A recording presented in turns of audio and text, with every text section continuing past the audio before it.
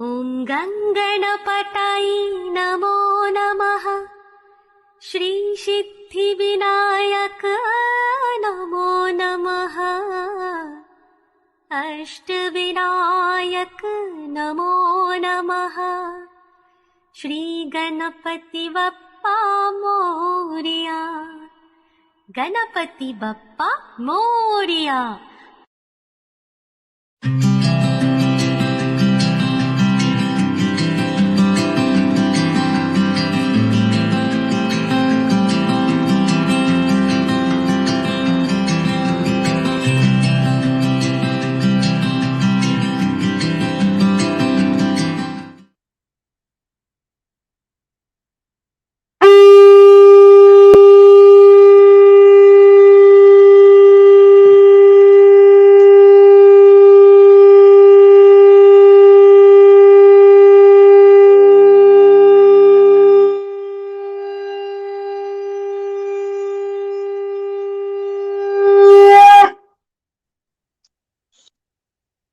जय श्री कृष्ण चैतन्य प्रभु नित्यानंद श्री अद्वैत गदाधर शिवासादि गौर भक्त वृंद। हरे कृष्ण कृष्ण कृष्ण हरे हरे, हरे राम राम राम हरे हरे। श्रीमद् भागवतम पुराण की जय। Busy through the body, free as a soul. Hari Hari बोल। शरीर से रहिए व्यस्त, आत्मा से रहिए मस्त। हरि नाम जपते हुए transform the world by transforming yourself. जय श्री कृष्ण, जय श्री हरि। न शस्त्र पर, न शास्त्र पर, न धन पर, ना ही किसी युक्ति पर। हे प्रभु, मेरा जीवन तो आश्रित है केवल और केवल आपकी कृपा शक्ति पर। गोलोक एक्सप्रेस में आइए, दुख दर्द भूल जाइए, एबीसीडी की भक्ति में लीन होकर नित्य आनंद पाइए। हरि हरि बोल फ्रेंड्स। आप सभी का भागवतम सप्ताह के बाद ये जो लर्निंग्स के लिए सेशंस चल रहे हैं उसमें स्वागत है। पिछले कल के सत्संग में हमने भागवतम पुराण से, भागवतम सप्ताह से जो प्रीति जी के मुख से हमने सुना, उससे कुछ इंपॉर्टेंट लर्निंग्स जो निखिल जी के माध्यम से हमने सुनी, और कुछ वर्सेस को भी हमने श्रीमद् भागवतम से पढ़ा। और मेन पॉइंट्स उसमें से ये निकल के आए कि अल्टीमेटली एक इंडिविजुअल का अगर कोई मानव जीवन मिल गया है उसको, तो उसका जो मेन काम है, जो मेन धर्म है, वो भगवान श्री कृष्ण की भक्ति करना है। और अलग अलग एग्जाम्पल से हमने ये बात को समझा कि हमें जैसी मर्जी सर्कमस्टांसेस हमारी लाइफ की क्यों ना हो, डिवोशन को प्रायोरिटी बनाना है। ध्रुव महाराज के चरित्र को आखिरी में कल हमने समझा था। आज कुछ और लर्निंग्स, भगवान श्री हरि की विशेष कृपा, और जो भी सीमित बुद्धि मेरी है उससे मैं आप सबके साथ शेयर करने का प्रयास करूंगा। कुछ और चरित्र श्रीमद् भागवतम पुराण से, जिनके लाइफ से या जिनकी स्टोरीज से, जो कथाएं वहां पर आई हैं, उनसे हम क्या क्या सीख सकते हैं, आइए आज उसके ऊपर चर्चा करते हैं। अगला चरित्र बहुत इंपॉर्टेंट है। ये भरत महाराज का चरित्र है। हमने सबने ये कथा सुनी। भरत महाराज जिन्होंने कई सालों तक अखंड इस भारत का राज्य किया, और जिनके नाम पर इस वर्ष का नाम भारत वर्ष पड़ा। उनकी ये कथा है कि कैसे अच्छे से राज्य करने के बाद वो अपना सारा राज्य छोड़ के अपने बेटों के पास अब वन में आ चुके हैं, और बड़े डिटर्मिनेशन और फोकस के साथ भगवान की भक्ति में लीन हैं। लेकिन मन की नेचर देखिए और माया देखिए कितनी प्रबल है। कथा आती है कि कैसे एक हिरण के बच्चे के प्रति वो आसक्त हो जाते हैं, अटैच्ड हो जाते हैं, और उसी की तरफ उनका ध्यान होना शुरू हो जाता है। और धीरे धीरे धीरे वो जो उनकी डिवोशनल प्रैक्टिसेस में इंटेंसिटी थी वो कम होना शुरू हो जाती है। अब क्योंकि हिरण के प्रति उनका भाव बन चुका है, और जब वो अंत समय आता है, जब वो डेथ का समय आता है, तो उस समय वो भगवान का चिंतन स्मरण करने की बजाय क्या कर रहे हैं, अब उस हिरन के बारे में सोच रहे हैं, तो अल्टीमेटली क्या होता है, हिरन का ही शरीर उनको अगले जन्म में प्राप्त होता है। फ्रेंड्स, इस बात से बहुत सारी पॉइंट्स सीखने के हैं, बहुत सारे पॉइंट्स। एक कुछ वर्सेस भी आज हम भागवत गीता के यहाँ पे पढ़ेंगे, चैप्टर 2 के, जिससे ये बात क्लियर हो जाती है कि मन बहुत प्रबल है। अगर हमारा थोड़ा सा भी ध्यान भटका तो कहते हैं ना, जैसे दुर्घटना घटेगी जब आपका ध्यान हट जाएगा, मतलब सावधानी हटी तो दुर्घटना घटी। बिल्कुल वैसा ही भरत महाराज जी के साथ हो रहा है। बिल्कुल आप सोचिए, उस स्टेज पर पहुंच चुके हैं जहां बिल्कुल भगवान के बिल्कुल क्लोज, उनको भी पता है मेरा अंत समय आने वाला है, और वही करने के लिए वो जंगल में आए थे, एकांत में आए थे, ताकि वो भगवान के साथ अपने उस कनेक्शन को बिल्कुल स्टैब्लिश कर सकें। लेकिन कहाँ ध्यान भटका, एक हिरन के प्रति अटैचमेंट हो गई, और जब हिरन के प्रति अटैचमेंट हो गई तो वो फोकस अपना लूज कर गए। यही गलती कहीं ना कहीं हम भी करते हैं फ्रेंड्स। ये हिरन कुछ और नहीं, ये हिरन हमारी संसारिक अटैचमेंट्स को ही रिप्रेजेंट कर रहा है। कभी हमारा ध्यान बच्चों की तरफ है, कभी हमारा ध्यान प्रॉपर्टी की तरफ है, कभी गाड़ी की तरफ है, या कभी किसी और चीज की तरफ। जहां हमारी अटैचमेंट ज्यादा हो जाएगी, वहां हम भगवान से हटकर उस संसारिक उपलब्धि या उस संसारिक चीज की तरफ चले जाएंगे। ये बात इस प्रसंग से बिल्कुल क्लियर हो जाती है, और मन भटक सकता है। ये इंद्रियां बहुत प्रबल हैं। आइए कुछ 2 वर्सेस हम यहां से पढ़ेंगे चैप्टर 2 से, उससे ये क्लियर हो जाता है। भगवान श्री कृष्ण अर्जुन को बता रहे हैं, हे कुंती पुत्र, आत्म संयम का प्रयास करने वाले विवेकवान मनुष्य के मन को भी इंद्रियां जो कि अति बलवान व उत्तेजित हैं हर लेती हैं। तो इसलिए इंद्रियों को कभी भी ढीला छोड़ना नहीं चाहिए। कई बार हमें ये लगता है कोई बात नहीं, मैंने अब अपना फूड हैबिट्स पे बड़ा अच्छा कंट्रोल कर लिया है, नींद पे बहुत अच्छा कंट्रोल कर लिया है, लेकिन ये कंट्रोल होने के बाद भी अगर आपने किसी भी अपनी सेंस को लूज छोड़ा है, फॉर एग्जाम्पल आपको लगता है चलो विंडो शॉपिंग तो मैं कर ही लेती हूँ, इतनी सारी चीजें मैंने कंट्रोल में की, या फिर अच्छा चलो मोबाइल में थोड़ी देर में गाड़ियों को देख लेता हूँ, क्या फर्क पड़ता है, मैंने बाकी चीजों पे तो कंट्रोल कर लिया है, गड़बड़ हो सकती है उतने से भी। तो इसलिए हमें बिल्कुल सावधान रहना चाहिए, बिकॉज विवेकवान मनुष्य को भी यहां बताया जा रहा है, इतनी प्रबल होती हैं ये इंद्रियां कि आपको कभी भी ठग सकती हैं। अगले श्लोक से और ये बात क्लियर हो जाती है कि जब ठग लेती हैं तो फिर क्या होता है। अनियंत्रित इंद्रियों में से किसी एक में भी यदि मन रमा रहे तो, किसी एक में भी, बुद्धि का उसी प्रकार हरण हो जाता है जैसे वायु का तीव्र वेग जल में चलने वाली नाव को दूर तक बहा के ले जाता है। तो एक एनालॉजी दी है कि जैसे समुद्र में एक नाव चल रही है, तूफान आ गया, हवा आ गई, और वो उस डायरेक्शन में जा रही नाव को क्या करेगी, दूर तक बहा के ले जाएगी। बिल्कुल वैसे ही ये जो इंद्रियों का वेग है, ये सही रास्ते पर चल रहे इंडिविजुअल को भी भटका सकता है। तो इसलिए we have to be very cautious. इसलिए बार बार कहा जाता है सत्संग साधना सेवा में निरंतर चलते रहिए, बिकॉज जरा सी सावधानी आपकी हटेगी, अगेन दुर्घटना जो है वो घट जाएगी। यही भरत महाराज जी के साथ हुआ। और फिर एक और श्लोक से हमें पता चलता है कि जैसा जैसा एक इंडिविजुअल का भाव होगा उसको वैसा वैसा मिलने वाला है। अंत समय बड़ा इंपॉर्टेंट है। सारी की सारी ये जो डिजाइन की गई है ना हमारी लाइफ, ये इस तरह से होनी चाहिए कि हम उस फाइनल टाइम के लिए तैयारी करते रहें, अदरवाइज ये होगा। क्लियरली बताया है अध्याय 8 के श्लोक नंबर 6 में भगवान ने, मनुष्य मृत्यु के समय जिस जिस भाव का स्मरण करता हुआ शरीर छोड़ता है, हे कुंती पुत्र, वे उसी भाव को प्राप्त होता है, क्योंकि वे सदा ऐसा ही चिंतन करता रहता है। तो देखिए भगवान ने तो ये बात क्लियर की है, फिर भी हम ये बात को समझने के लिए तैयार नहीं, मानने के लिए तैयार नहीं। और भरत महाराज जी के उदाहरण से तो बिल्कुल ही ये बात क्लियर हो जाती है।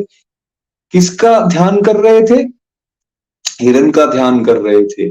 तो हिरन का ध्यान करते करते शरीर छोड़ा तो क्या मिला? अगला जन्म ही हिरन का मिल गया। सो फ्रेंड्स, कई बार लोगों को ये लगता है कि मानव शरीर मिल गया है, ठीक है, खाओ पियो ऐश करो, इसके नीचे क्या होगा?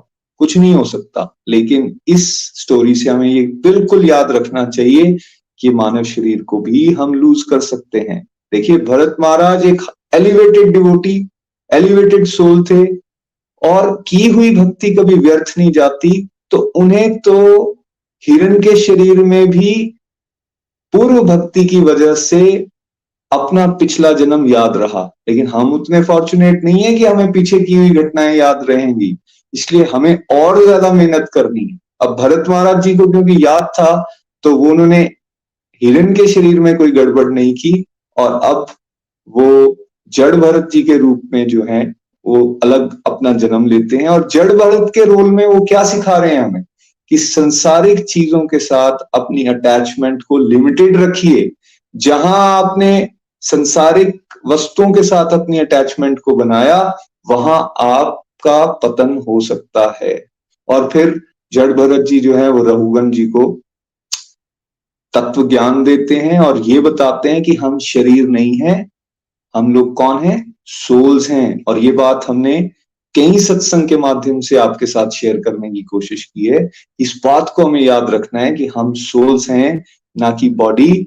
और ये जो बॉडी इस बार हमें मिली है, इस बॉडी के साथ हमें किस तरह का यूटिलाइजेशन करना है, ऐसी एक्टिविटीज में अपने आप को इन्वॉल्व रखना है जिससे हमारी डिवोशन बढ़े, हम धर्म के रास्ते पर चलें, हम सेंशुअल प्लेजर्स और इस संसारिक उपलब्धियों की गेम में ना फंस जाएं, ताकि हम बेसिकली अंत में भगवान को याद कर सकें।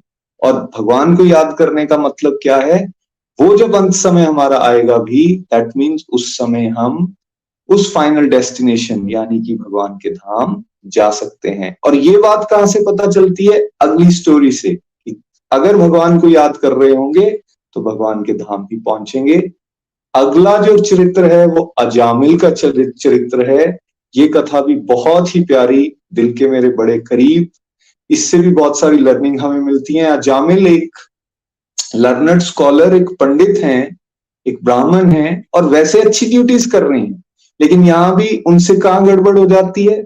एक वैश्या को देख लेते हैं संभोग करते हुए, और वहां से आंखों के माध्यम से, प्रीति जी ने बड़े अच्छे से एक्सप्लेन किया था, ये आंखों के माध्यम से कली जो है वो उनके बुद्धि में बैठ जाता है। तो जैसे हम पहले भी चर्चा कर रहे थे कि सेंसेस को हम लूज नहीं छोड़ सकते, इसको जरा पकड़ के रखने की जरूरत होती है। अब अजामिल से वो गलती हो गई, उसने वो देखा सीन, और देखने मात्र से उसके बाद वो उसके ऊपर कंटेम्पलेट करना शुरू हो गया, और कंटेम्पलेशन से उसकी उसके साथ अटैचमेंट हो गई, और कैसे फिर वो उस वैश्या के साथ ही रहना शुरू हो गया, और सारी की सारी जो वो पॉजिटिव एक्टिविटीज करता भी था उसका वहां उसी जीवन के अंदर पतन हो गया और डिग्रेडेशन की तरफ चला गया, चोरी चकारी ये सब कर रहा है।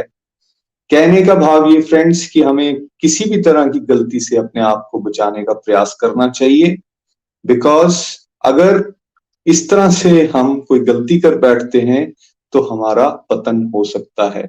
लेकिन जैसा मैंने पहले भी कहा, भक्ति की हुई कभी भी बेकार नहीं जाती, और भगवान की विशेष कृपा हुई, कैसे अपने छोटे बेटे का नाम नारायण ही रख पाते हैं, और नारायण नारायण हर समय बोलते रहते हैं, और उनका ध्यान जो है वो भगवान में नहीं, लेकिन नाम तो भगवान का ले रहे हैं।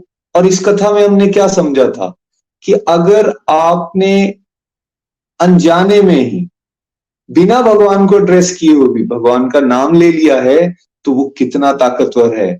फ्रेंड्स, याद कीजिए वो सीन कि अंत समय जब आया है, यमदूतों को देखकर वो नारायण नारायण चिल्लाए हैं, बुलाया अपने बेटे को है, लेकिन साथ ही में कौन आ गए हैं, विष्णु दूत आ गए हैं, विष्णु दूत आ गए हैं।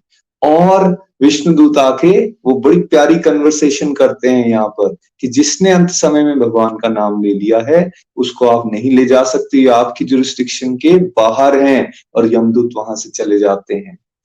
आप देखिए कैसे वो अंत समय वाली बात जो हमने पिछली स्टोरी में भी समझी वो यहां भी लिंक हो रही है कि अजामिल अंत समय में भगवान का नाम ले रहे हैं, और जैसे ही भगवान का नाम सुनते हैं तो वहां विष्णुदूत प्रकट हो जाते हैं, और बड़ा अच्छा वहां सुंदर ज्ञान भी देते हैं। तो कहने का भाव ये, हमें अपनी पूरी लाइफ में ये प्रैक्टिस करनी चाहिए, बिकॉज हमें नहीं मालूम वो अंत समय कब आ जाएगा, कल आएगा, परसों आएगा, आज आ जाएगा।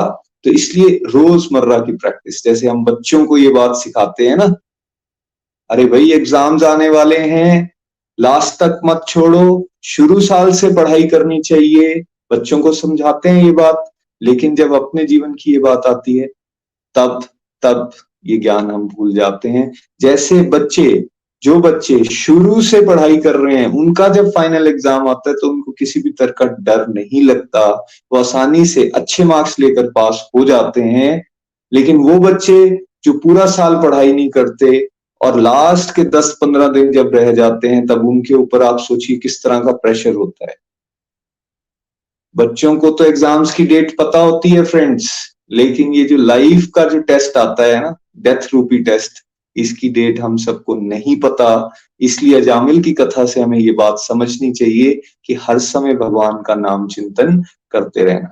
सेकंड बात जो यहां से समझ आती है वो ये कि आपका भी मन लग रहा है या नहीं लग रहा है, आप नाम शुद्धि से ले रहे हो या नहीं ले रहे हो, आप चलते फिरते नाम ले रहे हो, उठते बैठते नाम ले रहे हो, बट नाम लो।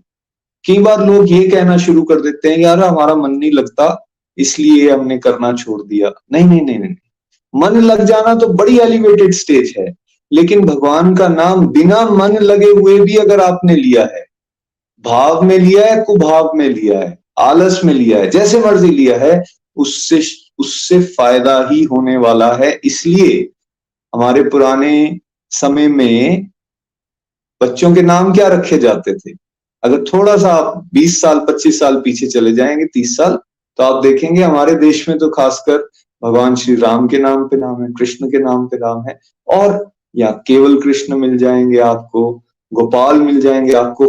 भगवान के नामों पर ही एक दूसरे के नाम रखे हैं। उसके पीछे कारण ये है कि एटलीस्ट किसी का नाम पुकारने से हम इनडायरेक्टली भगवान का नाम तो ले रहे हैं। तो इस बात पे हमें चिंतन मनन करना चाहिए। और देखिए, अजामिल को दोबारा मौका मिलता है और फिर से वो जब डिवोशन कर लेता है, तो भगवान ने ये बात साफ साफ कही है कि भाई जो मेरा चिंतन करेगा, अंत समय में वो मेरे धाम को आएगा। जैसे भगवत गीता के 8वें अध्याय का श्लोक नंबर 5 अगर आपको याद हो, जिसमें भगवान ने क्या कहा, जो अंत काल में मुझे स्मरण करते हुए शरीर का त्याग करते हैं, वे निश्चय ही मेरे स्वरूप को प्राप्त होते हैं, इसमें कोई संशय नहीं है, कोई डाउट ही नहीं है, भगवान कह रहे हैं। और अजामिल के केस में देखिए, ऑल्दो उसका पतन हो गया था, वो नेगेटिव हैबिट्स में बहुत पड़ गया था, लेकिन भगवान का नाम उस समय लेने से और फिर बाद में डिवोशनल प्रैक्टिसेस करने से क्या होता है, भगवान का ही स्वरूप उसको प्राप्त होता है, और भगवान के ही पार्षद विमान लेकर उसको लेने के लिए आते हैं। ये सीन से आप याद कर सकते हैं। सो भगवान हर जगह गारंटी दे रहे हैं, काइंडली इस गारंटी को फॉलो करने की कोशिश कीजिए, और इसलिए रेगुलरिटी से अपने जीवन में नाम जाप को और स्पिरिचुअल प्रैक्टिसेस को उतारिए, इसी में हमारा परम कल्याण है। अगली कथा प्रहलाद महाराज जी की, उनके चरित्र से तो कितना कुछ हम सीख सकते हैं। सबसे पहली बात जो प्रहलाद महाराज वाली कथा से हम सीखते हैं कि भाई जब कोई लेडी कंसीव कर लेती है, वूम में एक सोल आ चुकी है, एक्चुअली वो तब से ही सीखना शुरू हो चुकी है, उसके संस्कार तब से ही बनना शुरू हो चुके हैं। जैसे क्यादू जी के गर्भ में जब प्रहलाद महाराज थे, और जो ज्ञान क्यादू जी को, उनकी मदर को नारद मुनि जी से मिलता है, वो ज्ञान वो वूम में ही सीख लेते हैं। तो इससे हम सबको एक लर्निंग मिलती है कि हमें बेसिकली, खासकर जो नए पेरेंट्स बनने जा रहे हैं, उनको क्या करना चाहिए, मदर को, फादर को, उनको अपने आसपास बिल्कुल डिवोशनल माहौल बना के रखना चाहिए, क्योंकि जो नई सोल आ रही है उसकी डेवलपमेंट के लिए हम लोगों को अपने आसपास बिल्कुल स्पिरिचुअल माहौल बना के रखना है, बिकॉज वो सोल उसी समय से अपने संस्कार डेवलप करना शुरू कर देती है। अनफॉर्चुनेटली कहीं ना कहीं इस ज्ञान की कमी होने के कारण, नहीं जानकारी होने के कारण लोग मूवीज देख रहे हैं, हॉरर शोज देख रहे हैं, कुछ नॉवेल्स पढ़ रहे हैं, संसारिक बातों में पड़े हुए हैं, पुराने विचार आ रहे हैं, उसने मुझे ये कहा, उसने मुझे वो कहा। और वैसे भी इस समय पर जब महिलाएं कंसीव करती हैं तो मूड स्विंग्स बहुत बढ़ जाते हैं और नेगेटिविटी भी बहुत बढ़ जाती है। तो उसका डायरेक्ट असर कहाँ हो रहा है? वूम्ब में पल रही उस बच्चे पर हो रहा है। इससे हमें बचना है। और उस समय पर कथा श्रवण, ये भागवतम, भगवत गीता, सत्संग को सुनिए, पॉजिटिव थॉट्स को रखिए, जिससे जो संतान है आने वाली उस पे पॉजिटिव संस्कार बने। प्रहलाद महाराज जी की कथा से देखिए लाइफ में कितने ज्यादा टफ सिचुएशंस आई। जैसे कल हम भी बात कर रहे थे, चाहे कुंती महारानी है, चाहे ध्रुव महाराज हैं, कष्ट किसकी तरफ से आया? रिश्तों की तरफ से आया, रिश्तेदारों की तरफ से आया। प्रहलाद महाराज के केस में भी उनका सबसे बड़ा दुश्मन कौन बन गया है? उनके स्वयं के फादर। और वो उनको कौन सा ज्ञान देने की कोशिश कर रहे हैं? पूरा मटेरियलिज्म का। छोड़ो भगवान को, आओ खाओ पियो ऐश करो, तुम मेरे पुत्र हो, मेरा गुणगान करो, मेरी पावर्स का गुणगान करो। तो एडवर्सिटी कहां से आ रही है? अपने रिलेशन से आ रही है। लेकिन इतने एडवर्स सिचुएशन होने के बाद भी उन्होंने क्या किया? हमेशा भगवान को याद रखा, हमेशा भगवान को याद रखा। और चाहे उनको सांपों के बीच में डाल दिया गया, चाहे उनको पहाड़ी से गिरा दिया गया, पानी में डुबोने की कोशिश की गई, आग में जलाने की कोशिश की गई, लेकिन अनफ्लिंचिंग फेथ, बिल्कुल हिले नहीं, पूर्ण विश्वास के साथ भगवान के साथ अपने संबंध को बनाए रखा। और जब ऐसा करते हैं तो फिर भगवान क्या करते हैं?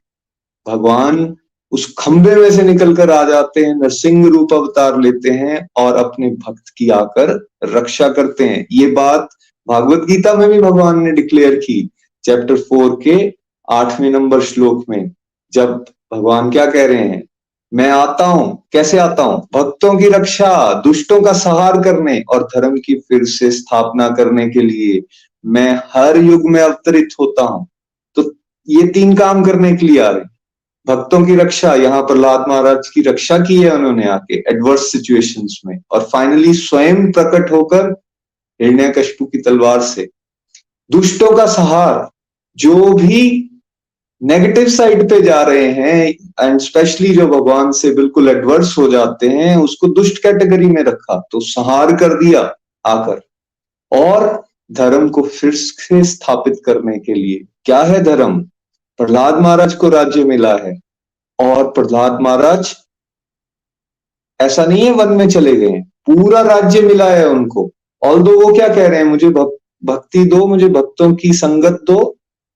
लेकिन भगवान कह रहे हैं नहीं, मैं चाहता हूं तुम राज्य करो, और राज्य करो और उसको बिल्कुल राइटियस तरीके से चलाने का प्रयास करो। तो धर्म की फिर से उन्होंने स्थापना की है।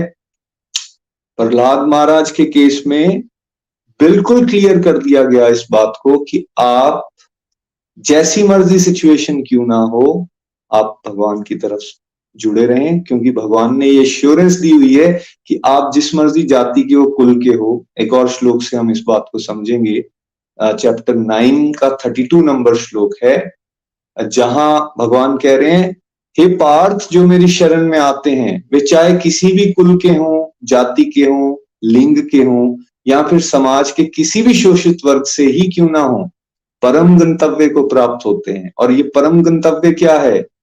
भगवान का वो धाम जहां वो स्वयं रहते हैं, जिसको गोलोक धाम कहते हैं। तो हम सब वहां जा सकते हैं। और यहाँ बिल्कुल क्लियर की गई है बात। प्रहलाद महाराज जो है वो दैत्य कुल से थे, दैत्य कुल से थे, हिरण्यकशिपु के बेटे ना, राक्षस है, राक्षस योनि में मिले।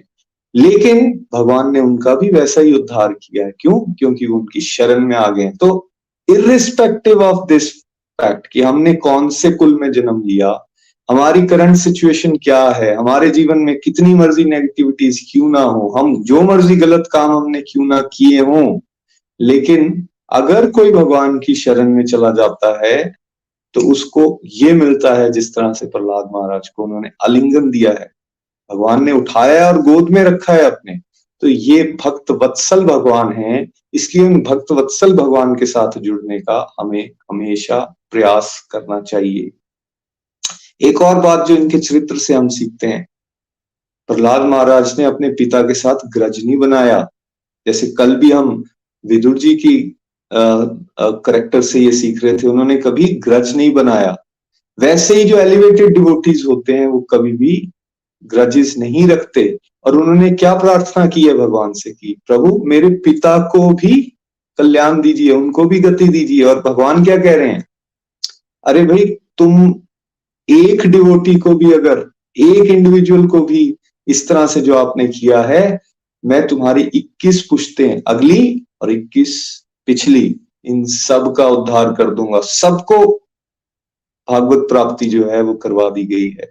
सो ये हो सकता है अगर एक इंडिविजुअल भी हमारे फैमिली का सिंसियरली डिवोशन में चल पड़े तो उसको दूसरों के बारे में चिंता करने की जरूरत नहीं, बाकी तो कवर अपने आप हो ही जाते हैं।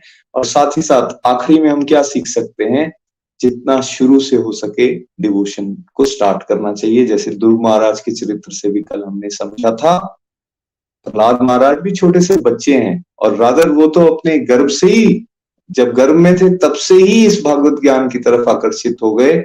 इसलिए बच्चों को रोके ना, बच्चों को इस रास्ते पर चलने के लिए प्रोत्साहित करें, बिकॉज यही अल्टीमेटली सच्चा, सुंदर और अच्छा रास्ता है।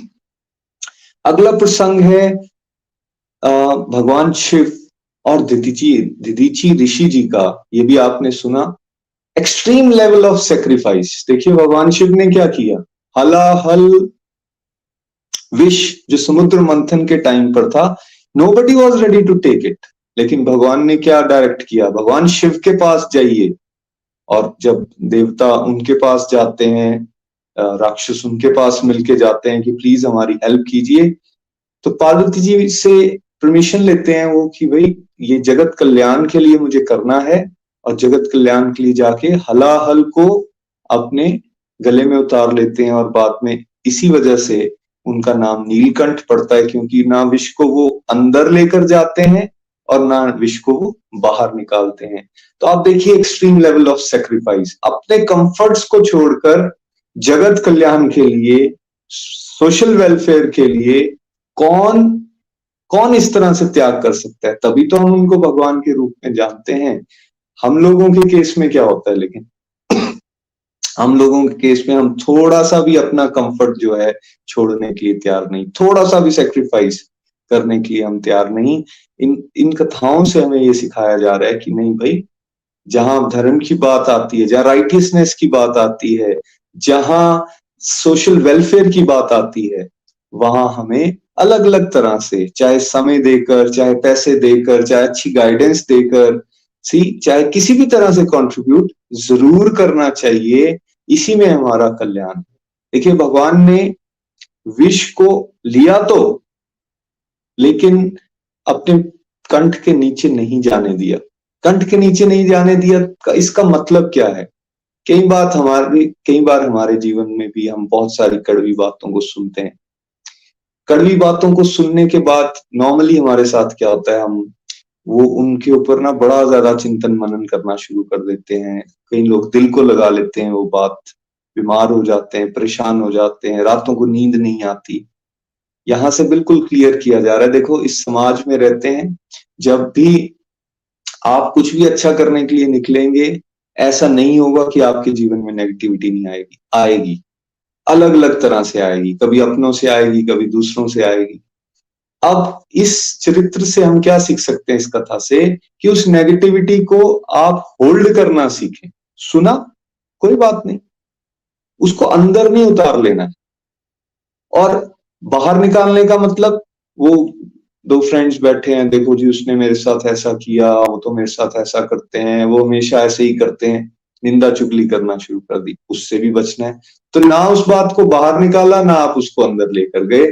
तो आप भी ये विश के एग्जाम्पल से ये बात को अपने जीवन में उतार सकते हो। कोई बात नहीं भाई, अगर उसने गलत कहा है तो उसका कर्म है, इसको मैं क्यों इससे जलूं, और मैं क्यों अपने इमोशंस खराब करूं किसी दूसरे के एक्शन से। वैसे भी अगर आपको कोई गिफ्ट दे चीज और आप वो गिफ्ट को ना लो, आपको मुझे नहीं लेना, तो वो गिफ्ट उसी के पास रहा ना।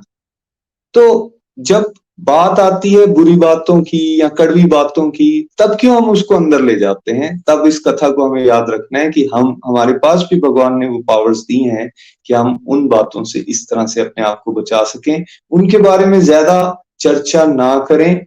सुना, एक कान से सुना, दूसरे कान से निकाल दिया। हम करते हैं उल्टा, डिवोशनल बातें जो होती हैं वो एक कान से सुनते हैं और दूसरे कान से निकाल देते हैं, और जो नेगेटिव चीजें जिनको एक्चुअली छोड़ देना चाहिए या जिनको इस तरह से कंठ में अपने रोक लेना चाहिए, उनके बारे में चिंतन भी करते हैं और उनके बारे में बातें भी बहुत करते हैं। तो एग्जैक्टली इससे उल्टा करना है, ये इस कथा से हम सीख रहे हैं। दधीची ऋषि जी को देखिए, इंद्र जी जाते हैं, हमें वज्र बनाना है जी, अपना शरीर दे दीजिए। एक्सट्रीम लेवल ऑफ सेक्रीफाइस सोच के देखिए, अपना शरीर दे देते हैं, बना लो जी, वज्र बना लो आप। किस लिए चाहिए? वृत्रासुर को मारने के लिए चाहिए, दे देते हैं। क्यों चाहिए? क्योंकि जी धर्म को रीस्टैब्लिश करना। सो धर्म को रीस्टैब्लिश करने के लिए एक्सट्रीम लेवल ऑफ सेक्रीफाइस भी रिकमेंडेड है। हमसे किस तरह का सेक्रीफाइस मांगा जा रहा है? हमें, हमसे तो ये मांगा जा रहा है कि भाई आप अपने दिन में जो डिस्ट्रक्टिव एक्टिविटीज करते हो, एटलीस्ट उसको तो सेक्रीफाइस करो। इसलिए क्या कहा जाता है? डिस्ट्रक्टिव एक्टिविटीज को आइडेंटिफाई करो और अपने जीवन में डिवोशनल एक्टिविटीज को करना शुरू करो। हम इतना सेक्रीफाइस भी नहीं करना चाहते। करना चाहते हैं हम भागवत प्राप्ति, लेकिन इतने से सेक्रीफाइस करने के लिए तैयार नहीं। तो इसलिए इन कथाओं से हमें सीखना चाहिए कि किस तरह के एक्सट्रीम लेवल ऑफ सेक्रीफाइसेस हमारी हिस्ट्री में हुए हैं, हमारे इन पुराणों में और कथाओं के माध्यम से बताए गए, जो इंडिकेट करते हैं कि आप अपने कंफर्ट्स के साथ अटैच मत हो जाइए। आप केवल मुझे क्या मिल जाए, मेरा ही फायदा हो, इन सब बातों से अटैच मत हो जाइए। आप लोक कल्याण, जन कल्याण, सोशल वेलफेयर या फिर कैसे दूसरों के जीवन में भक्ति को हम आगे बढ़ा सकते हैं, उसके लिए प्रयासरत रहिए। और उस पूरे प्रोसेस में अगर आपको कभी कष्ट भी उठाना पड़ता है, don't worry, because Krishna is going to be very happy. आप अगर कष्ट उठाते हैं दूसरों के कल्याण के लिए, इससे मोटिवेटेड रहना है हमें। नेक्स्ट कथा आती है गजेंद्र मोक्ष की। Again very very very very important. Gajendra कुछ और नहीं फ्रेंड्स, अगर आपको याद हो वो हाथी की कथा, जिसमें वो स्वच्छंद जंगल में अपनी रानियों के साथ, हथनियों के साथ घूम रहा है, मदमस्त हुआ है। उसको कोई परवाह नहीं है कि किसी तरह से उसके ऊपर अटैक भी हो सकता है। और कैसे वो जो ग्राह है, वो क्रोकोडाइल जो है, उसका पांव पकड़ लेता है। पांव पकड़ने के बाद भी ही इज इग्नोरेंट, कोई फर्क नहीं पड़ता यार, इसको तो मगरमच्छ है छोटा सा, मैं निपट लूंगा इसके साथ, तब भी अपनी मस्ती में लगा हुआ है। ये गजेंद्र कोई और नहीं फ्रेंड्स, ये मदमस्त हाथी कोई और नहीं, ये हम हैं।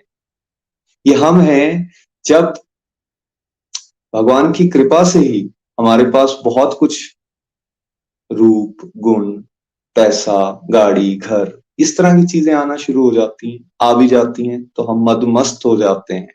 उस कृपा को याद ना रखते हुए कि ये सब कुछ भगवान ने हमें दिया है, उनकी सेवा में हमें लगाना है, हम क्या करना शुरू करते हैं? खूब मौज मस्ती करो, खाओ पियो, ऐश करो, ये जीवन तो मिला ही इस काम के लिए है, भोग करो, विलास करो। सॉरी। वो मदमस्त हाथी जो ये भूल जाता है कि उसके सिर पर काल मंडरा रहा है। ये ग्रह कोई और नहीं, ये क्रोकोडाइल कोई और नहीं, ये स्वयं काल है। और वो काल हम सब के ऊपर भी समय के रूप में नाच रहा है। और वो हमारा पांव जो है, जैसे इसमें गजेंद्र का पांव उस ग्रह ने पकड़ा है, तो हम भी उस समय के चुंगल में, और वो अंत समय के निकट हम भी जा रहे हैं। लेकिन हम उस मदमस्त हाथी की तरह इस बात पे विचार किए बिना कि वो समय निकट है, हम केवल और केवल सेंशुअल प्लेजर्स की तरह work hard party harder, party करने में लगे हुए हैं सब लोग। सी, तो ये जो पार्टी करने में हम सब लगे हैं, ये गजेंद्र एक तरह से उस शक्ति को रिप्रेजेंट किया जा रहा है कि जो लाइफ में रियलिटी में होने वाला है, उसकी तरफ आंखें बंद कर ली हैं और संसारिक भोग विलास में हम लोग लिप्त हो गए हैं। अब 1000 साल बताया जाता है वो फाइट चलती रहती है उनकी। तो ये 1000 साल आप समझ लीजिए हम लोगों के जीवन के 100 साल हैं, फाइट चल रही है। समय कह रहे हैं आ जाओ इधर, हम कह रहे हैं नहीं, हम समय के ऊपर चढ़कर उसको जीतने की कोशिश कर रहे हैं। सी, और बताया ये जाता है कि जो ग्राह है उसकी पावर बढ़ती जाती है और गजेंद्र की पावर कम होती जाती है। देखिए जब हम यूथ में हैं, सेंसेस प्रबल है हमारी बहुत, लेकिन जैसे जैसे हम 40s 50s में जा रहे हैं, हमारी सेंसेस डाउन होना शुरू हो जाती है, वीक होना शुरू हो जाते हैं। जैसे जैसे वो 100 के आसपास जा रहे हैं ना, वीक होते हैं। आपने नोटिस किया होगा, आंखें साथ छोड़ रही हैं, बाल झड़ना शुरू हो जाते हैं, सुनाई कम देना शुरू हो जाता है, दांतों में तकलीफ आना शुरू हो जाती है, रादर दांत टूटना शुरू हो जाते हैं, पीठ झुकना शुरू हो जाती है, साइंस ऑफ एजिंग जिसको बोलते हैं, झुर्रियां पड़ना शुरू हो जाती हैं। तो हर तरह की सेंस जो है वो शिथिल होना शुरू हो जाती, वीक हो जाती। तो जब आप वीक और वनरेबल हो जाते हो, क्या तब आप अपनी डिवोशन को ज्यादा अच्छी तरह से कर सकते हो, या फिर जब आप स्ट्रांग हो, जब आप फ्रेश हो, तब आप डिवोशन को बेटर कर सकते हो? ये क्वेश्चन है जिसको हर किसी को सोचना चाहिए। इसलिए लोग कहते हैं जब हम, ये तो भक्ति बुढ़ापे की चीज है, जब हम उस एज में जाएंगे जब सारे काम हमने कर लिए होंगे, भोग विलास कंप्लीट हो गए होंगे, तब सोचेंगे डिवोशन के बारे में। ये कथा हमें क्या सिखा रही है? Don't wait for that time, क्योंकि काल प्रबल हो जाएगा और जैसे गजेंद्र शिथिल हो गया था, वैसे गजेंद्र की तरह हम भी शिथिल, कमजोर होते जाएंगे। और जब हम कमजोर होंगे, जब बीमारियां घेर लेंगी हमें, तब उस समय आप सोचेंगे कि अब मैं डिवोशन स्टार्ट करता हूं, बहुत मुश्किल है। गजेंद्र का अकाउंट लेकिन बहुत स्ट्रांग है। गजेंद्र भगवान को उस समय पुकारता है, पहले अपना जोर लगाता है, दूसरों से हेल्प लेने की कोशिश करता है, कोई काम नहीं आता है, फिर भगवान को पुकारता है। ये कथा हमें सिखा रही है कि भगवान को अगर सिंसेरिटी से पुकारा जाए तो वो हरि बोला है आपने, अभी ह बोला है, री भी नहीं बोला है, लेकिन वहां भगवान आ जाते हैं और क्या करते हैं, वहां भगवान आ जाते हैं और गजेंद्र की रक्षा करते हैं। अब समझने की बात यहाँ पर यह है कि क्या हमें वेट करना चाहिए इस कथा को सुनने के बाद? क्या हमें वेट करना चाहिए कि हम भी पहले जूझेंगे, वो पीड़ा से गुजरेंगे, जिस तरह से गजेंद्र ने किया, पहले अपनी मस्ती में घूमता रहा, फिर लास्ट में जब स्टक हो गया एक जगह पे, उस समय भगवान को याद करेंगे? क्या हम गजेंद्र जितने फॉर्चुनेट हैं, ये याद रखना चाहिए हमें। ऐसा रिस्क नहीं लेना है। देखिए गजेंद्र के केस में तो भगवान हरि बोलने पर आ गए और उन्होंने उनका उद्धार कर दिया, लेकिन ये कथा हमें इंडिकेट कर रही है कि हमें शुरू से ही, बिगनिंग से ही भगवान को स्मरण करने का प्रयास करना चाहिए। अगर एक बार बोलने पर भगवान इस तरह से हेल्प कर सकते हैं, तो जो रेगुलरली भगवान को याद करते हैं उनकी क्यों हेल्प नहीं करेंगे। एक और चीज जो इस कथा से हम सीख सकते हैं वो ये कि भगवान भक्तों के चरण पकड़ने वालों के पहले उद्धार कर देते हैं। जैसे इस केस में क्रोकोडाइल का पहले उद्धार किया गया। सी, ये क्लियर सिम्टम्स या क्लियर बात यहां से ये होती है कि हमें जो भगवान के डिवोटीज है ना, उनके साथ कैसा आचरण रखना चाहिए। उनके साथ सदैव हमें दोस्ती वाला आचरण रखना चाहिए, सदैव उनकी सेवा में लगे रहना चाहिए। किस तरह से हम उनकी हेल्प कर सकें, किस तरह से हम उनके जो विजन है, जो उसको सपोर्ट कर सकें, उससे क्या हो रहा है, आप अपनी डिवोशन में आगे बढ़ रहे हैं। सही उसी तरह जैसे क्रोकोडाइल को पहले उद्धार किया गया, तो भक्तों का संग इसलिए बहुत ज्यादा इंपॉर्टेंट है क्योंकि वो हमारा उद्धार करने में सक्षम है।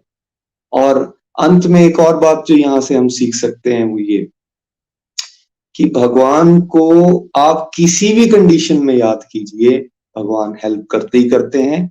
और जैसे द्रौपदी जी के केस में अगर हम देखें, उन्होंने भी पहले बल लगाया अपना और फिर रिक्वेस्ट की अपने हस्बैंड्स को, फिर उसके बाद रिक्वेस्ट करते हैं जितने भी वहां पर बड़े बैठे हैं बुजुर्ग, उन सबको, जो सभा में बैठे हैं लोग, लेकिन कोई काम नहीं आता। फिर वो अपना बल लगाती हैं, कोई काम नहीं आता। काम कौन आते हैं? भगवान काम आते हैं। इसी तरह गजेंद्र के केस में भी कोई काम नहीं आया, उनकी खुद की शक्ति भी काम नहीं आई। कौन काम आया? भगवान श्री हरि काम आए। तो इस बात को अगर हम समझ लें तो फिर क्यों ना उन भगवान के साथ ही अपने संबंध को स्ट्रॉन्ग करने की कोशिश करें। ये कथा हमें ये बात को सिखा रही है। इसके बाद एक और ब्यूटीफुल कथा, प्रहलाद महाराज जी के पोते बलि महाराज, जो कि अब 100वां यज्ञ अपना कंप्लीट करने जा रहे हैं, और वामन भगवान वहां आ जाते हैं और उनसे 3 पग भूमि मांग लेते हैं।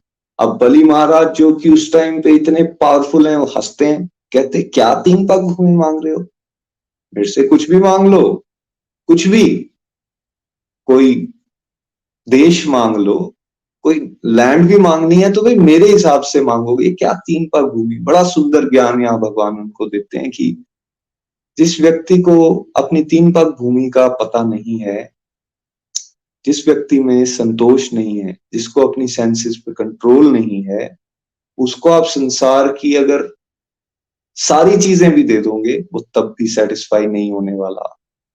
कितनी इंपॉर्टेंट बात हमें यहाँ पे सिखाई गई है फ्रेंड्स। ये 3 पग भूमि क्या है जो वामन भगवान ने मांगी? 3 पग भूमि कुछ और नहीं, हमें इंडिकेट किया जा रहा है, identify your needs and don't fall for grid.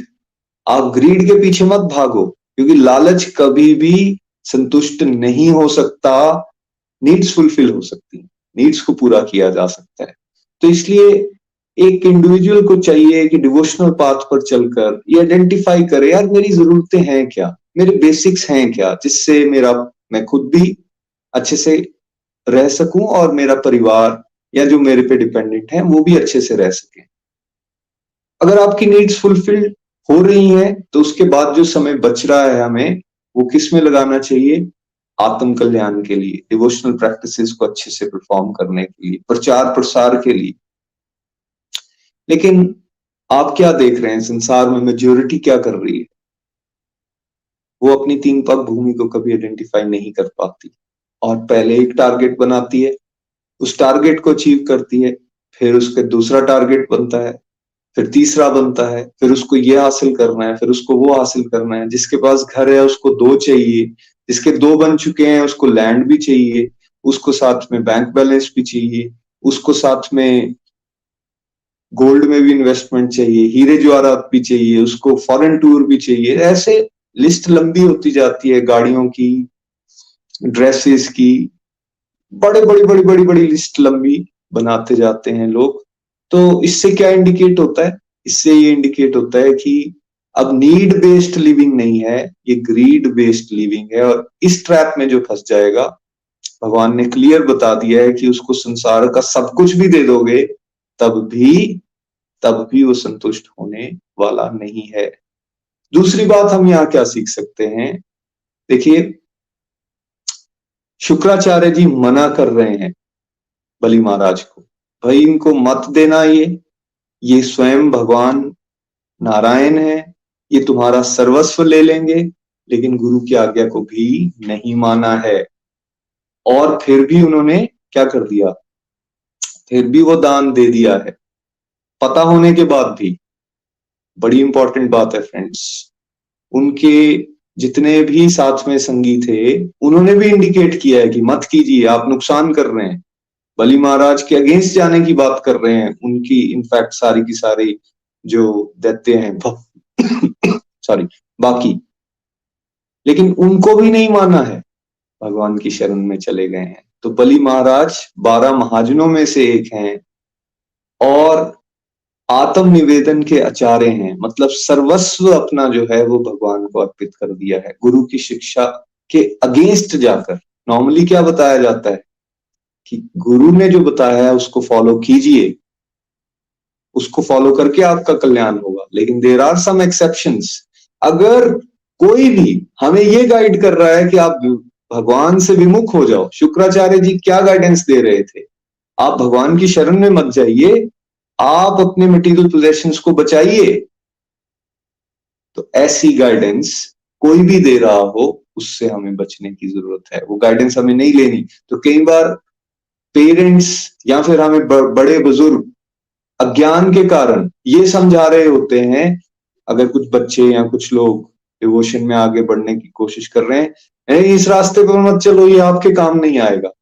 तो हम्बली उस बात को ना माने और जो स्क्रिप्चर्स बताया जा रहा है उसको करने की कोशिश करें। बिकॉज बली महाराज के केस से ये बात बिल्कुल क्लियर हो जाती है। उन्होंने वो चॉइस ली जिससे भगवान खुश हो, और जब भगवान खुश हो गए तो सोचिए क्या करते हैं। जैसे मैंने पहले भी कहा, भक्त वत्सल भगवान है। बली महाराज को क्या क्या नहीं दिया है। बली महाराज के लिए स्वयं द्वारपाल बन गए हैं। सोच के देखिए, जो आत्म निवेदन कर देगा, अपना सर्वस्व दान कर देगा भगवान के लिए, उसको क्या मिलने वाला है? उसको भगवान के द्वारा अलग अलग तरह से ब्लेसिंग्स दी जाती हैं, एश्योरेंस दी जाती है तुम इंद्र बनोगे। ऐसा लोक दे दिया जाता है जो बेसिकली इंद्र की जो स्वर्ग है उससे भी ज्यादा ऑपुलेंट है।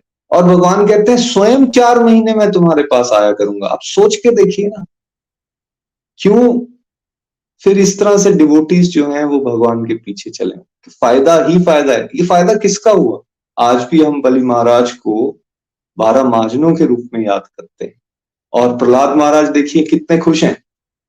अब यहाँ एक बात और समझ में आती है, एक व्यक्ति अपनी प्रॉपर्टी वगैरह सब कुछ उसका छूट रहा है, दुनियादारी के एंगल से तो बहुत बुरा हो रहा है। लेकिन जो ट्रू डिवोटी है जैसे प्रहलाद महाराज, वो क्या है? खुश हो रहे हैं, नाच रहे हैं। तो परसेप्शन चेंज हो गई ना। तो संसार के लिए तो बहुत नुकसान हो रहा है, लेकिन जो भक्त है वो क्या देख पा रहा है? वो देख पा रहा है कि नहीं, इसकी लॉटरी लग गई है भाई। क्योंकि तब तक अभी भगवान ने उनको बूंस नहीं दिए हैं बलि महाराज को, लेकिन प्रहलाद महाराज पहले ही नाच रहे हैं। वो इस बात से खुश नहीं हो रहे हैं कि इसको बूंस मिलने वाली हैं बाद में। वो इस बात से खुश हो रहे हैं क्योंकि भगवान ने उसके सिर पर चरण रख दिया है, और कह रहे हैं कि मेरे सिर पे तो हाथ ही रखा था, प्रभु आप कितने दयालु हो, मेरे पोते के सिर पे तो आपने पांव रख दिया है। ये भाव समझने की हम सबको जरूरत है। इसलिए दुनियादारी के पर्सपेक्टिव्स ना हमेशा अच्छे रहेंगे, उनका दुनियादारी के पर्सपेक्टिव जो है हमेशा डिफरेंट रहेंगे डिवोशनल पर्सपेक्टिव से। हमें डिवोशनल पर्सपेक्टिव को समझना है। तो इसलिए जीवन में कई बार दुख आ रहे होते हैं, एडवर्स सिचुएशंस आ रही होती हैं, बड़ी टफ सिचुएशंस आ रही होती हैं। तो संसारिक लोग हमेशा आपको ये बताने की कोशिश करेंगे कि आपके जीवन में तो अब कुछ नहीं बचा है, आप दुखी हो जाओ, आप डिप्रेशन में चले जाओ, आपके साथ बहुत बुरा हो रहा है। लेकिन हमेशा याद रखें, there is blessings in every disguise. अगर वैसा कुछ हो रहा है, भगवान आपको कुछ सिखाने की कोशिश कर रहे हैं, ढूंढिए कैसे अपने आप को हम भगवान के साथ उस परिस्थिति में भी जुड़े रख सकते हैं। तब आपको समझ में आएगा नहीं नहीं नहीं यार, ये दुख का समय नहीं है, ये परेशानी का समय नहीं है। कोई मटेरियल पोजेशन अगर छिन भी गया है, कुछ कम भी हो रहा है, डोंट वरी अबाउट इट। अगर आपका कनेक्शन भगवान के साथ स्ट्रांग होता जा रहा है, आप भगवान की शरण में जा रहे हो, you are on the right track. ये बात हमें हमेशा याद रखनी चाहिए। अगला बहुत ही प्यारा प्रसंग अम्बरीश महाराज का है, जहां दुर्वासा मुनि उनसे क्रुद्ध हो जाते हैं और एक कृत्य को भेज देते हैं उनके मारने के लिए। और कैसे बाद में वो कृत्य तो मरती मरती है और सुदर्शन चक्र दुर्वासा मुनि के पीछे भागता है। दुर्वासा मुनि भगवान शिव जी के पास भी जाते हैं, ब्रह्मा जी के पास भी जाते हैं, यहाँ तक कि भगवान विष्णु जिनका वो सुदर्शन चक्र है उनके पास भी जाते हैं कि बचा लीजिए। भगवान विष्णु भी कहते हैं तुमने मेरे भक्त का अपराध किया है, मेरे भक्त के पास जाओ, वही तुम्हें क्षमा कर सकता है। बड़ी ब्यूटीफुल लर्निंग यहाँ से मिलती है। अम्बरीश महाराज शुद्ध वैष्णव भक्त हैं। तो वैष्णव भक्त का अपराध अगर आप करते हो, कोई भी करता है, तो उसका सबसे बड़ा बेसिकली अगर कोई अपराध कैटेगराइज किया गया है स्क्रिप्चर्स में, दैट इज वैष्णव अपराध। तो हमें डिवोटीज के बारे में निंदा चुगली या इस तरह से किसी भी तरह का अपराध करने से बचना है। उनका हमेशा हमें आदर सत्कार करना है। कई बार ऐसा हो जाता है कि डिवोटीज से कुछ गड़बड़ हो जाती है, कई बार इस तरह की भी चीज हो जाती है कि अब ह्यूमन फॉर्म में आते हैं ना हम लोग, तो किसी से भी कोई गलती हो सकती है। लेकिन उस गलती के बेसिस पर किसी को जज करना, किसी पे कमेंट्स करना, ये हमारी जुरिस्डिक्शन में नहीं है, हमारे अधिकार क्षेत्र में नहीं है। किसी ने गलत किया है, उसको गलत की सजा जरूर मिलेगी, और भगवान सब कुछ देख रहे होते हैं, उन्होंने सबका हिसाब रखा होता है। तो ये जो हम पड़ जाते हैं ना उस चक्कर में, उसने ऐसा किया, उसने वैसा किया, और निंदा करना शुरू कर देते हैं। ये बात को यहाँ पे क्लियर किया गया है, ऐसा ना करें, बिकॉज वो जो दोष लगेगा उससे स्वयं भगवान कह रहे हैं मैं भी नहीं बचा सकता हूं। सो इस बात से बिल्कुल ये क्लियर हो जाता है कि हमें अपनी जर्नी पे ध्यान देना है, हमें दूसरे के जीवन में क्या घटनाएं हो रही हैं या दूसरा क्या कर रहा है उसके बारे में ज्यादा चर्चा करने का प्रयास नहीं करना है, क्योंकि नुकसान हमारा होगा। और एक और लर्निंग यहां से क्या मिलती है कि भगवान की भक्ति के फायदे ही फायदे हैं भाई, फायदे ही फायदे हैं। तो वैसे देखा जाए तो दुर्वासा मुनि जी का क्या स्टेटस है, लेकिन जो व्यक्ति डिवोशन में आगे बढ़ा हुआ है उसके साथ, उसके सामने किसी भी तरह की नेगेटिविटी जो है वो टिक नहीं पा सकती।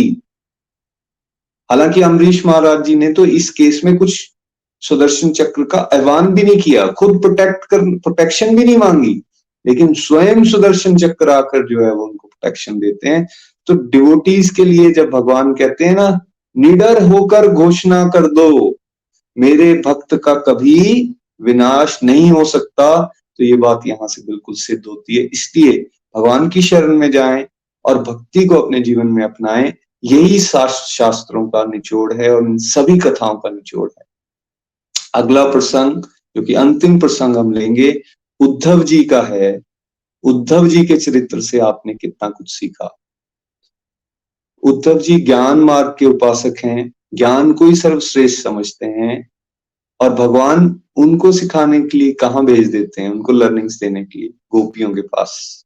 और उद्धव जी के पास, उद्धव जी गोपियों के पास जाकर उनको ज्ञान सिखाने की बात कर रहे हैं, और गोपियों से क्या सीख के आते हैं, प्रेम सीख कर आते हैं। वो देखते हैं कि जो साधक अलग अलग तरीके से भगवान को अपनी बुद्धि में बुलाने का प्रयास कर रहे हैं, हजारों लाखों सालों से अलग अलग तरह की योग विधियों को अपनाने की कोशिश कर रहे हैं ताकि भगवान उनकी बुद्धि पर आ जाएं, ये गोपियां तो अलग ही लेवल पे। गोपियां क्या कर रही हैं, वो कह रही हैं यहां से चला तो गया है कृष्णा, लेकिन हमारे मनों से, हमारी बुद्धि से नहीं निकलता, हम उसको निकालने का अभ्यास कर रही हैं। सोचिए, लाखों करोड़ों साल लगाकर कोई ये कोशिश कर रहा है कि भगवान उनकी बुद्धि पर आ जाएं, और गोपियां क्या कर रही हैं, वो कोशिश कर रही हैं ये किस तरह से हमारे मन से, हमारे चित्त से निकल जाए। ये स्टैंडर्ड है वहां गोपियों का। और जब ये प्रेम देखते हैं वो भगवान के लिए, तो उद्धव जी को ये जानकारी मिलती है कि भक्ति सर्वश्रेष्ठ है, भगवान की भक्ति में ही रस है, भगवान की भक्ति में सब कुछ इंक्लूडेड है। भक्ति के रास्ते पर कोई चलेगा उसको वो ज्ञान तो मिल ही जाने वाला है, साथ साथ में उसको वैराग्य भी मिल जाएगा। और अंत में भगवान उद्धव जी को ही अपना वो सारा ज्ञान देते हैं। उद्धव जी एक बेस्ट प्रचारक के रोल में भी हैं, बिकॉज कृष्णा उनको छोड़ के गए ना, वो तो साथ जाना चाहते थे, लेकिन कृष्णा उनको क्या बता के गए हैं कि देखो, एक तो मैं श्रीमद् भागवतम में स्वयं हूँ, श्रीमद् भागवतम, और मुझ में कोई कमी नहीं, और दूसरा मैं ये चाहता हूं कि जो बातें मैंने तुम्हें बता दी हैं वो तुम आगे जाके बताओ, इसका प्रचार और प्रसार करो। तो कृष्णा हमेशा अपने एक डिवोटी से ये एक्सपेक्ट करते हैं कि जो ज्ञान उस इंडिविजुअल को मिल गया, उस ज्ञान को वो अपने तक ना रखे, उस ज्ञान को बांटने का प्रयास करे। पूरा गोलोक एक्सप्रेस का ये जो थीम है, निखिल जी के माध्यम से जो ये शुरुआत हुई, इसका बेसिस भी फ्रेंड्स यही है कि जो सीख लिया है उसको आगे सिखाना है। और जैसे कल भी हमने एक वर्ष भगवत गीता से पढ़ा था जिसमें क्लियरली ये बात बताई गई थी कि जो भगवान के इस ज्ञान को भक्तों तक पहुंचाएगा, भगवान कहते हैं मैं जिम्मेवारी लेता हूं, मैं जिम्मेवारी लेता हूं कि वो अंत समय में मेरे पास आएगा। अगर आप ये चाहते हैं तो रास्ता बिल्कुल क्लियर है, जो सीख लिया है उसका अच्छे से चिंतन मनन कीजिए, अपने जीवन में उसको उतारिए, और साथ ही साथ दूसरों को बताइए। चैतन्य महाप्रभु जी कहा करते थे, भारत भूमि में अगर किसी ने जन्म लिया है तो मेरी आज्ञा से गुरु बन जाओ, मैं देता हूं अथॉरिटी। चैतन्य महाप्रभु ने डिक्लेयर किया ये बात। और फिर क्या करो, पहले अपना उद्धार करो और फिर परोपकार करो। पहले अपना उद्धार करो और फिर परोपकार करो। कहने का भाव कि जो सीखते हो इन स्क्रिप्चर्स के साथ उसको अपने जीवन में अच्छे से उतारो। दैट मीन्स अपना उद्धार करो, कॉन्शियस हो जाओ इस फैक्ट के बारे में कि डिवोशन ही अल्टीमेटली रियल ब्लिस है, और उसके बाद परोपकार में लग जाओ, मतलब दूसरों को बताओ। यही बात उद्धव जी को यहाँ पे सिखाई जा रही है। और चैतन्य महाप्रभु कहते हैं, यारे देख तारे कह कृष्ण उपदेश। जहां मौका मिलता है, जहां देखते हो माहौल कंड्यूसिव है, वहां पर क्या करो, जो कृष्णा ने उपदेश दिया है उस उपदेश को आगे फैलाने का प्रयास करो। यही बात उद्धव जी के इस चरित्र से हम सीख सकते हैं। तो फ्रेंड्स, ये भागवत सप्ताह से वी आर वेरी श्योर कि आपने भी बहुत सारी लर्निंग्स ली होंगी। हमने थोड़ा सा एक प्रयास किया है। श्रीमद् भागवतम में असंख्य असंख्य लर्निंग्स हैं, और इतने प्यारे प्यारे रत्न इस प्यारे से सागर में, भागवत सागर में है। जितना गहरा कोई उतरेगा उतने प्यारे प्यारे रत्न उसको मिलेंगे। कुछ जो हमारी तुच्छ बुद्धि से समझ में आता था वो आपके साथ शेयर करने की कोशिश किया है। होप आपने इसको पसंद किया होगा और आप इसको अपने जीवन में जरूर उतारने का प्रयास करेंगे। मैं एक बार फिर से आप सभी व्यूअर्स का धन्यवाद करना चाहूंगा, जिन्होंने समय बनाया और श्रीमद् भागवतम का ये जो सप्ताह यज्ञ गोलोक एक्सप्रेस के माध्यम से हुआ है उसका श्रवण किया। मैं प्रीति जी का धन्यवाद करना चाहूंगा, जिन्होंने ब्यूटिफुली इन 7 दिन में इस कथा को समेटने का प्रयास किया, और बहुत बहुत सारी स्टोरीज के माध्यम से हमें श्रीमद् भागवतम सुनाया। मैं निखिल जी को धन्यवाद करना चाहूंगा, जिन्होंने बेसिकली ये ब्यूटीफुल प्लेटफॉर्म हमें दिया और जिनकी डायरेक्शन में हमेशा ये इवेंट्स होते हैं। मैं पूरी की पूरी टेक टीम को एक बार फिर से थैंक यू करना चाहूंगा, बिकॉज इतनी ब्यूटीफुल पीपीटीज के साथ और श्लोक रिसाइटेशन के लिए हमें किस तरह से हेल्प होती थी, जिस तरह से उन्होंने ये मैनेज किया, and each and everyone who has prayed for this event. मैं भगवान श्री हरि का अंत में एक बार फिर से धन्यवाद करना चाहूंगा, राधा रानी और श्री कृष्णा को धन्यवाद करना चाहूंगा, जिन्होंने हमें ये मौका दिया कि हम सब लोग मिलके ये श्रीमद् भागवतम सप्ताह यज्ञ को कर सके हैं। हरे कृष्णा कृष्ण कृष्ण हरे हरे, हरे राम राम राम हरे हरे। आइए अब रीता जी से एक भजन सुनते हैं। हरि हरि बोल, हरि हरि बोल। हरी हरी बोल जी। जय श्री कृष्णा। बहुत ही प्यारा सत्संग आज का भी हमारा, और हमने 7 दिन कैसे ये भगवत प्राप्ति को अपने जीवन में उतारा प्रीति जी के माध्यम से। बड़ा ही आनंद और बहुत सारी लर्निंग हमने भागवतम पुराण से ली। और जैसे कि अब हम कर रहे हैं कि इसमें क्या क्या लर्निंग छुपी हुई थी, इन स्टोरीज के माध्यम से हम क्या क्या सीख पा रहे हैं। कल भी हमने किया और आज भी नितिन जी ने बहुत ही प्यारे ढंग से कथाओं के माध्यम से हमें बहुत सारी लर्निंग हमें सिखाई है, जिसमें कुछ मैं भी अपनी बताना चाहूँगी कि किस प्रकार से भरत महाराज जी की जो स्टोरी है उससे हम ये सीख सकते हैं कि उन्होंने कितना मतलब किया कि अ, अपना सब कुछ छोड़ छाड़ के कि वो भगवान की भक्ति में लगे, तो वो जंगल चले गए। लेकिन माया जो है फिर भी उन पर अटैक कर गई, मन उनका भटक गया, और अंत समय में कैसे उन्होंने एक हिरन के बच्चे के साथ अपना मन लगाया, जिससे कि उनकी जो भक्ति थी वो कहीं ना कहीं पीछे छूट गई। तो इससे हमें यही सीखने को मिल रहा है कि हमें भी कोशिश करनी है कि हम बार बार भगवान को याद करें, और हम भी ये सोचें कि हम भी बीच में कहीं ना कहीं भटके नहीं। जैसे कि स्टोरी में ये सीखने को मिला कि कैसे अगर मन भटकता है तो माया जो है वो बड़ी प्रबल है और वो हम पर हावी हो जाती है। उसके बाद अजामिल की कथा से भी हमने ये सीखा कि अजामिल जो थे वो कहीं न कहीं पहले तो भक्त थे, लेकिन कहीं न कहीं भटक गए थे और उन पर संतों की कृपा हुई, सिर्फ़ थोड़े ही समय के लिए। लेकिन फिर भी इतनी कृपा हुई कि अंत समय में उन्होंने जो है वो नारायण को पुकारा।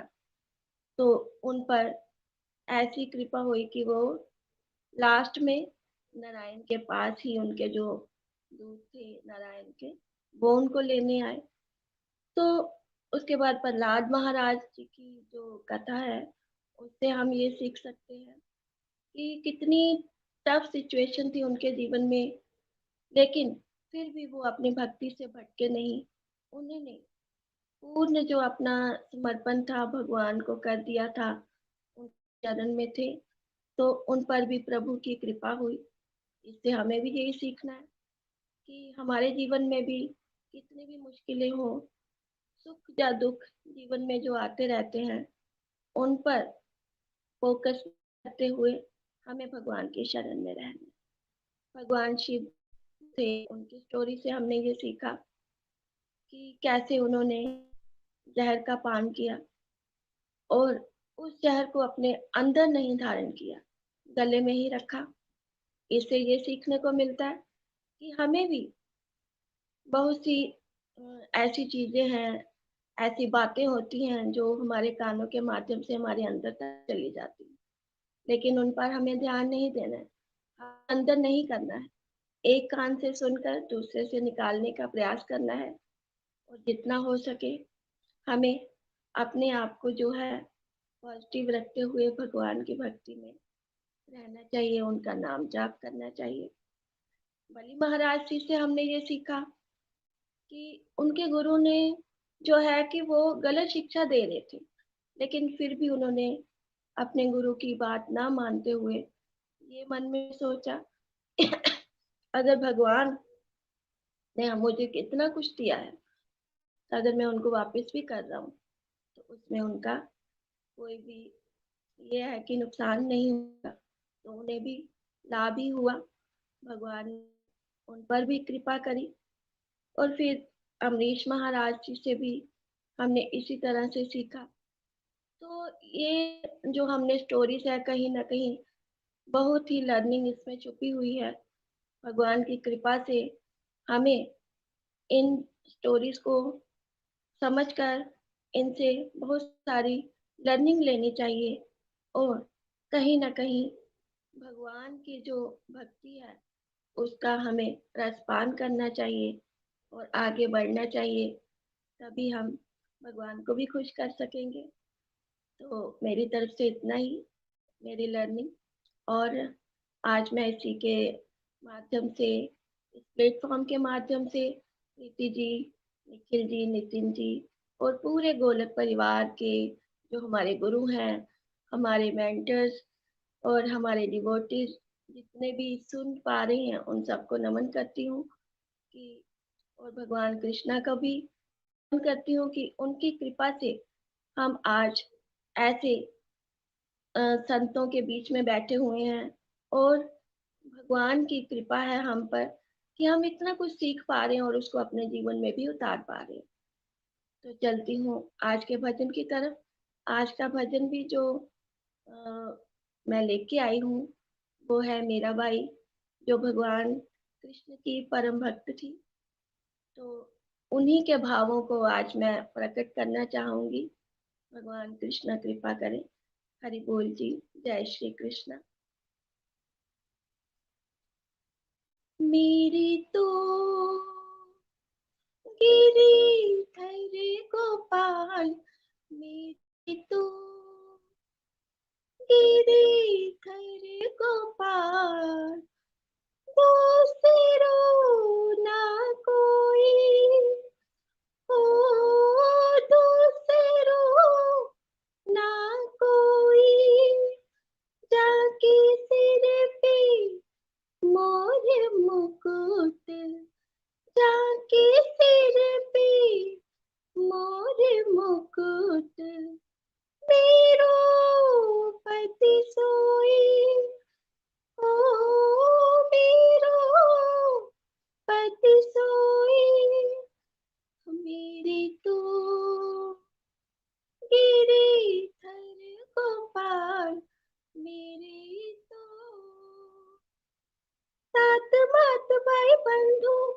अपनों ना कोई। छाड़ गई कुल की कानन काकरी है कोई। लोक लाज सब संतन के संग बैठ के खोई। चुनरी के कीटों का ओढ़ ली लोई।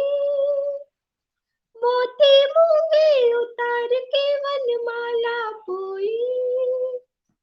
कान्हा कान्हा मेरे कान्हा कान्हा मेरे कान्हा कान्हा मेरे कान्हा मेरे तो गिरिधर गोपाल मेरे तो गिरिधर गोपाल। तो सरो ना कोई हो, दूसरो ना कोई।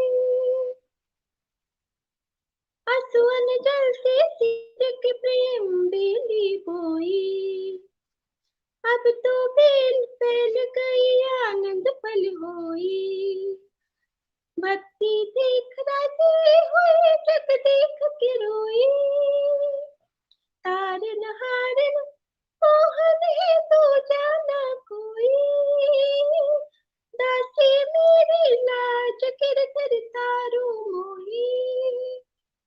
कान्हा कान्हा मेरे कान्हा कान्हा मेरे कान्हा कान्हा मेरे कान्हा मेरे तो ओ गिरिधर गोपाल मेरे तो गिरिधर गोपाल। दूसरो ना कोई हो, दूसरो ना कोई। हरि हरि बोल। जय श्री कृष्णा। जय श्री हरि। हरी हरी बोल। Thank you so much Sita ji, बहुत आनंद आया आपको सुन के। और मीराबाई जी का आपने भजन सुनाया, उनका चरित्र वाकई हमें कितना कुछ सिखा के जाता है। अगर आप सिंसियरली डिवोशन में आगे बढ़ना चाहते हैं तो जरूर उनके भजन भी सुनने चाहिए, और अगर कभी मौका मिले तो उनके चरित्र के बारे में जरूर पढ़ें, और खूब भक्ति में आगे आगे आप बढ़ सकते हैं। तो एक बार फिर से आप सभी को बहुत बहुत धन्यवाद। मैं जानकारी देना चाहूंगा, कल गौर पूर्णिमा है, चैतन्य महाप्रभु का प्रकाट्य दिवस, बहुत ऑस्पिशियस डे। स्वयं महाप्रभु ने जिस दिन अवतरण लिया उसको गौर पूर्णिमा के रूप में हम सब लोग सेलिब्रेट करते हैं। तो कल स्पेशल सत्संग होगा चैतन्य महाप्रभु के प्रकाट्य दिवस पर। प्रीति जी और निखिल जी से आप सुनेंगे चैतन्य महाप्रभु की प्रकाट्य की कथा भी, और बहुत सारी लर्निंग्स भी। तो जरूर जुड़े रहें गोलोक एक्सप्रेस यूट्यूब चैनल पर सुबह 5:30 बजे कल ये सत्संग होगा। तब तक के लिए हम आपसे विदा लेते हैं। हरे कृष्णा कृष्ण कृष्ण हरे हरे, हरे राम राम राम हरे हरे। हरे कृष्ण कृष्ण कृष्ण हरे हरे, हरे राम राम राम हरे हरे। घर घर मंदिर हर मन मंदिर, घर घर मंदिर हर मन मंदिर। हरि बोल। घर घर मंदिर हर हरि मन मंदिर, busy through the body, free as a soul. Hari Hari Bol, Hari Hari Bol. Transform the world by transforming yourself. गोलक एक्सप्रेस में आइए, दुख दर्द भूल जाइए, ABCD की भक्ति में लीन होकर नित्य आनंद पाइए। न शस्त्र पर, न शास्त्र पर, न धन पर और न ही किसी युक्ति पर। हे प्रभु, मेरा तो जीवन आश्रित है केवल और केवल आपकी कृपा शक्ति पर। हरि हरि बोल। हरे कृष्णा कृष्णा कृष्णा हरे हरे, हरे राम राम राम हरे हरे।